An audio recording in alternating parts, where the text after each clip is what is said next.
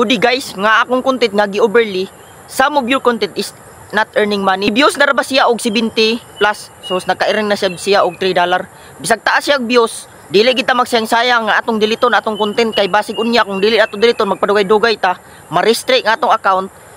Kung mag-post sa other video, dili na ta magka-earning tungod kay wala nato dilita ang atong violation. So mao na nakita ninyo after na ako delete, your profile is earning money na. Mao na nga kana bitaw mag-overlay dili ta magkumpiyansa kay bantayanan ang mag-overlay. Maan original content gid ta kay tungod lagi dili na atong video ato rang gikuha, ato gi-enhancement, gi-edit nato. Bisag unsa pa nimo ka master mo edit, sa karon dili pa na ma-detect ni Meta, o dili na ma-detect sa karon dayon, pero ma-detect ra gyud na siya sa kadugayan. Tuod gid ang giingon nila nga dili gid maayo mag-overlay kay maka-issue atong profile, magka-violation ta.